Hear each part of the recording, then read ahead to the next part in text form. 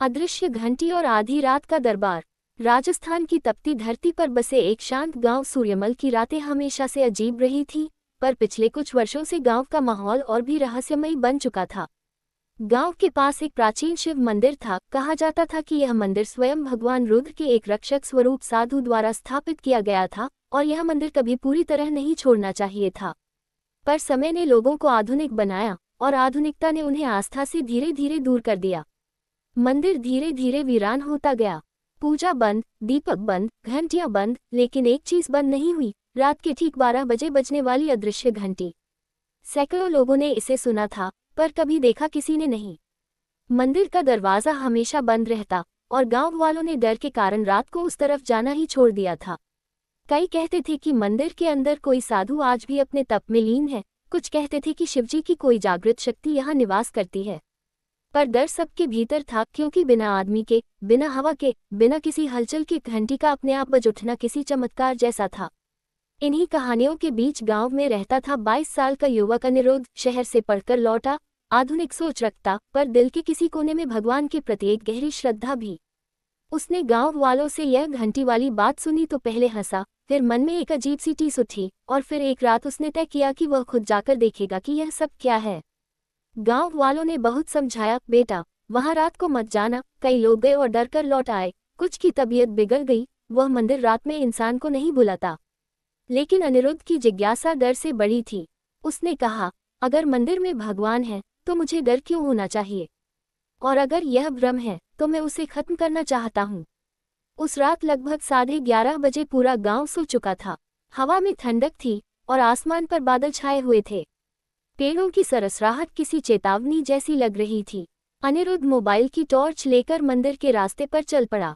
रास्ता सुनसान था, कहीं कहीं मिट्टी पर पुराने कदमों के निशान दिखाई दे रहे थे, जैसे सालों किसी ने दरबार तक की यात्रा की हो पर आधे में लौट आया हो।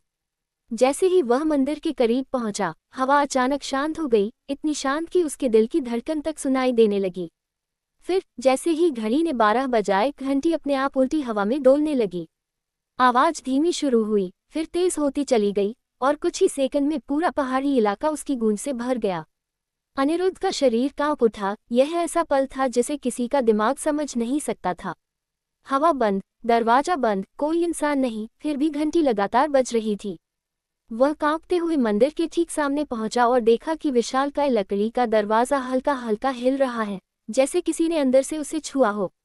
उसने टॉर्च उठाई, पर जैसे ही टॉर्च की रोशनी मंदिर के दरवाजे पर पड़ी, रोशनी खुद ब खुद फ्लिकर होने लगी, जैसे कोई अदृश्य शक्ति उसे रोक रही हो। टॉर्च की बैटरी मिनटों में 50% से 5% पर आ गई। अनिरुद्ध समझ गया कि यहाँ कुछ सामान्य नहीं है, पर फिर भी वह आगे बढ़ा और हाथ जोड़कर बोला, भगवान अगर आप यहाँ हैं तो मेरी रक्षा करना। मैं आपके दरबार को वापस जगाना चाहता हूँ। उसके इतना कहते ही घंटी अचानक रुक गई, एकदम शांत। मंदिर के आसपास का वातावरण इतना गहरा शांत हो गया कि कानों में दबाव महसूस होने लगा। धीरे धीरे मंदिर का दरवाजा अपने आप कराहता हुआ खुलने लगा। अंदर घुप अंधेरा, पर शिवलिंग पर हल्की सी नीलिमा चमक रही थी, जैसे अभी अभी किसी ने जल चढ़ाया हो। मंदिर की दीवारों पर धूल जमी थी, पर नजदीक जाने पर एक अजीब सी शीतल हवा महसूस होती थी, मानो वहां कोई दिव्य उपस्थिति मौजूद हो। ठीक उसी समय मंदिर के कोने में एक हल्की सी चमक उभरने लगी। चमक धीरे धीरे बढ़ी, फिर लंबी हुई और फिर एक धुंधली परछाई का रूप लेने लगी। वह परछाई आकार ले रही थी, लंबी जटा, चमकता हुआ त्रिपुंड, कंधों पर कमंडल और आंखें इतनी गहरी कि जैसे समय के पार देख रही हूं। अनिरुद्ध के पैर खुद ब खुद जड़ हो गए। उसका स्वर फंस गया। उसने डरते हुए पूछा, कौन है आप? और तभी वह परछाई बोली, मत डर बालक, जिसे तू देखने आया है वही तेरे सामने प्रकट हुआ है। आवाज में ऐसी शांति, ऐसी गहराई थी कि शरीर का कंपन रुक गया। उसने आगे कहा, इस मंदिर का दीपक बुझने के बाद भी इसका जागरण कभी बंद नहीं हुआ। मैं इसकी रक्षा करता आया हूँ, पर भक्तों की कमी इसे क्षीण कर रही है। तू आया है इसलिए दरबार खुला। अनिरुद्ध की आंखों से आंसू बह निकले। उसने कहा, क्या मैं आपकी कुछ सेवा कर सकता हूँ? परछाई ने कहा, हाँ, इस मंदिर को खुलवाकर भक्ति का दीप जला दे, गांव को सत्य बता दे। भय हटेगा तो भक्ति जागेगी, और जहाँ भक्ति है वहाँ मैं हूँ। ये कहते ही परछाई उजाले में बदलकर शिवलिंग पर विलीन हो गई। मंदिर की हवा सुगंधित हो गई, मानो धूप अभी अभी जलाई गई हो। अनिरुद्ध घुटनों पर बैठ गया और प्रणाम किया। रात में वह मंदिर के बाहर बैठा रहा और उसने देखा कि पहाड़ों पर बादल हट गए और चांद की रोशनी सीधे मंदिर की शिखर पर पड़ रही थी, जैसे स्वयं भगवान आशीर्वाद दे रहे हों।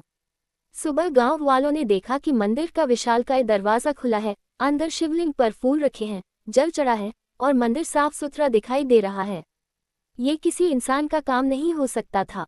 सब दंग रह गए। पुजारी बोला, ये तो जागरण का संकेत है। भगवान ने स्वयं पूजा स्वीकार की है। गांव वाले पहले डरे, पर फिर समझ गए कि यह कोई बुरी शक्ति नहीं, दिव्यता थी। उसी शाम ग्रामीण इकट्ठे हुए, मंदिर साफ किया गया, दिए जले, घंटियां बजी। 100 वर्षों बाद पहली बार शिव मंदिर की संध्या आरती गूंजी और लोगों ने महसूस किया कि वर्षों का बोझ, डर और अंधेरा उनके दिलों से हट रहा है। और उस रात जब घड़ी ने 12 बजाए, अदृश्य घंटी नहीं बजी, क्योंकि आज पहली बार भक्त स्वयं भगवान के सामने खड़े थे। अदृश्य साधु का जागरण अस्थायी नहीं, स्थायी था। उसकी ऊर्जा हमेशा वही थी, लेकिन अब मंदिर की रक्षा गांव वाले खुद करने लगे। अनिरुद्ध उस दिन के बाद बदल गया। उसका चेहरा शांत, आंखें तेज और मन में गहरी भक्ति। उसके जीवन में अजीब चमत्कार होने लगे। बीमार लोग उससे बात करके ठीक होने लगे, घर में शांति आने लगी और गांव का माहौल पूरी तरह बदल गया। कई भक्त कहते थे कि अनिरुद्ध को भगवान ने चुना है इस मंदिर को पुनः जगाने के लिए, और वह हमेशा यही कहता, मैं नहीं, ये भगवान और उनके अदृश्य रक्षक की कृपा है। जहाँ भय होता है वहाँ अंधेरा पनपता है, पर जहाँ आस्था जागती है वहाँ दिव्यता स्वयं प्रकट होती है। भगवान हमेशा किसी न किसी को चुनकर अपना दरबार जगाते हैं। ये कभी बंद नहीं होता, सिर्फ रुका होता है, और जब समय आता है तो दिव्य ऊर्जा जाग उठती है।